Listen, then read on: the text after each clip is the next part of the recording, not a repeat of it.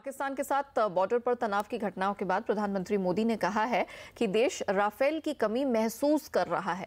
शनिवार को एक कार्यक्रम में पीएम मोदी ने कहा है कि राफेल हमारे पास होता तो कुछ और ही बात होती। विपक्ष पर निशाना साधते हुए उन्होंने ये भी कहा कि राफेल पर स्वार्थ नीति और राजनीति के कारण देश का नुकसान हुआ है। उनका कहना था कि विपक्ष उनकी आलोचना करे लेकिन देश के सुरक्षा हितों को नुकसान नहीं पहुंचाएं। इस बयान के बाद राहुल गांधी ने भी प्रधानमंत्री मोदी पर पलटवार किया। उन्होंने कहा कि राफेल विमानों के आने में देरी के लिए सिर्फ और सिर्फ प्रधानमंत्री मोदी जिम्मेदार हैं।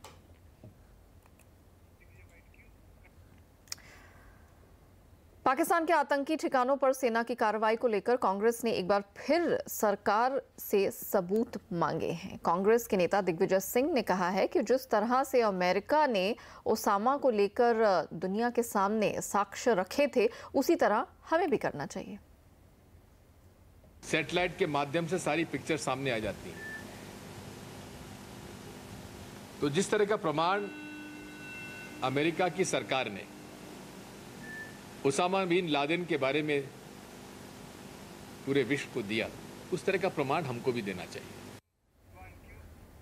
मोस्ट फेवर्ड नेशन या एमएफएन का दर्जा छीनने के बाद भारत पाकिस्तान पर एक और आर्थिक प्रहार करने जा रहा है। भारत अपनी नई रणनीति के तहत पाकिस्तान को south Asian free trade area, जिसे आप सैफ्टा के नाम से जानते हैं, उससे बाहर करने जा रहा है। सैफ्टा भारत, अफगानिस्तान, पाकिस्तान, बांग्लादेश, भूटान, नेपाल, मालदीव, श्रीलंका, इन 8 पड़ोसी देशों का एक संगठन है। सैफ्टा को साल 2004 में गठित किया गया था।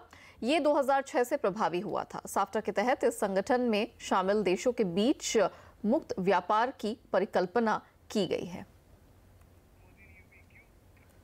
प्रधानमंत्री नरेंद्र मोदी आज राहुल गांधी के गढ़ अमेठी में रैली करेंगे।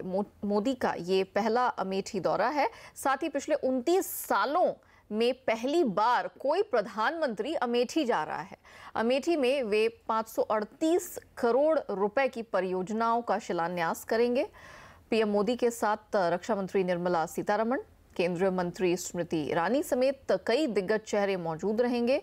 इस दौरान वे मुंशीगंज के कोरवा में आयुध निर्माण फैक्ट्री में बनने वाले असॉल्ट राइफल के एडवांस वर्जन AK-203 के निर्माण का उद्घाटन करेंगे। चलिए, अब क्या कुछ होने वाला है इस रैली में, कितनी महत्वपूर्ण है ये रैली, इस पर प्रकाश डालने के लिए हमारे साथ संवाददाता रंजना जुड़ चुकी हैं। रंजना, जरा पहले तो आप यही डिटेल्स बताइए कि क्या कुछ होने वाला है। बड़ी महत्वपूर्ण ये रैली बताई जा रही है, तो क्या कुछ आज हमें देखने को मिलेगा?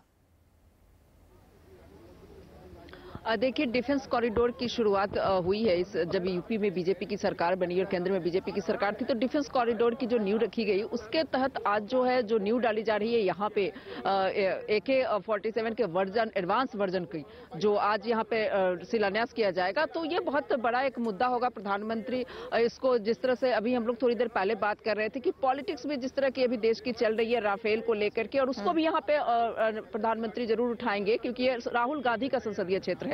तो ये कांग्रेस के अध्यक्ष का क्षेत्र है और संसदीय क्षेत्र है, और यहाँ पे जो शिलान्यास है वो 538 करोड़ की लोकार्पण और शिलान्यास करेंगे प्रधानमंत्री नरेंद्र मोदी, जिसमें वैसे तो बहुत सारी योजनाएं हैं, लेकिन ये योजना काफी महत्वपूर्ण है क्योंकि देश की सुरक्षा को इससे जोड़ा जा रहा है। और इसको लेकर के, क्योंकि रसिया से इस पे एक जो समझौता रसिया से हुआ है, उसके तहत इसकी जो न्यू यहाँ पे आज रखेंगे, तो रक्षा मंत्री भी रहेंगी और डिफेंस कॉरिडोर की जो शुरुआत की सरकार ने, उसकी भी यहाँ पे लोग बताया जाएगा कि किस तरह से आगे सरकार देश की सुरक्षा के साथ कोई समझौता नहीं करेगी और इन सब चीजों को लेकर के आगे आएगी।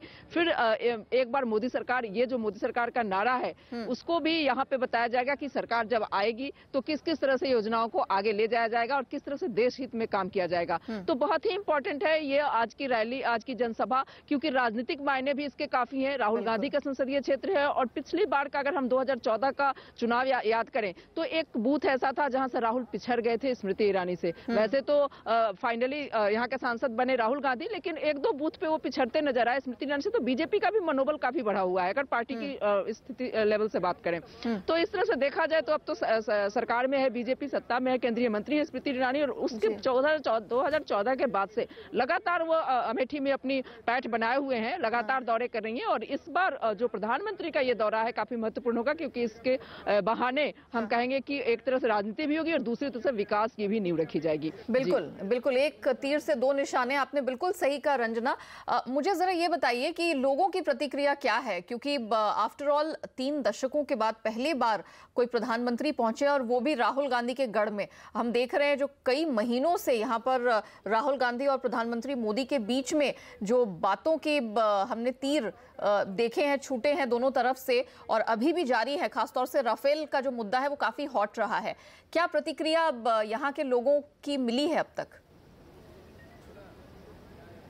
देखिए, लोगों की मिलीजुली ही प्रतिक्रिया देखने में नजर आ रही है, क्योंकि जो संसदीय क्षेत्र है राहुल गांधी का अमेठी, तो कहीं ना कहीं लोगों को, यहाँ के लोगों को अमेठी के सांसद में भी भरोसा है और प्रधानमंत्री में भी भरोसा है। चुनाव में जब वोट डालने जाएंगे तो वो वोट में कितना कन्वर्ट होगा, ये देखने वाली स्थिति होगी कि आखिरकार कितना कन्वर्ट हुआ।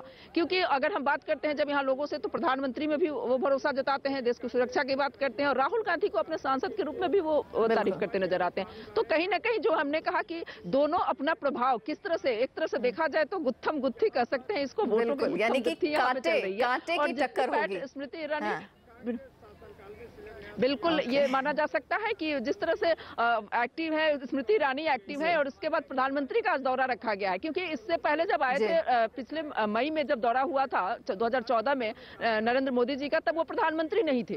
वो अपनी पार्टी को सरकार में लाने के लिए दौरे कर रहे थे और उस समय अपना चुनाव प्रचार कर रहे थे। तो उस समय 1-2 बूथ पे राहुल गांधी को पछाड़ा था स्मृति ईरानी ने। आज सत्ता में है, बहुत सारी परियोजनाएं साथ में लेके आ रहे हैं, विकास की बातें हो रही हैं। तो इन सब चीजों को देखते हुए कहा जाएगा कि आने वाला चुनाव होगा उसमें, चलिए रंजना, ये बहुत महत्वपूर्ण रैली है।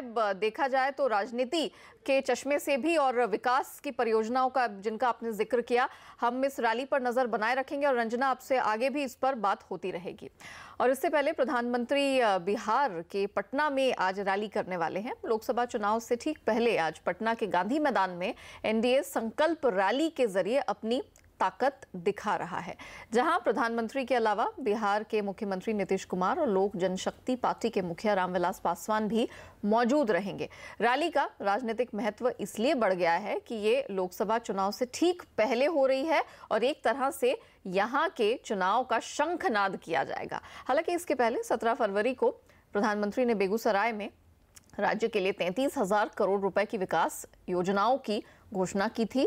इसमें पटना मेट्रो की महत्वाकांक्षी परियोजना भी शामिल है। बावजूद इसके उम्मीद की जा रही है कि प्रधानमंत्री अपने संबोधन के दौरान राज्य के विकास के लिए कुछ और महत्वपूर्ण घोषणाएं करेंगे।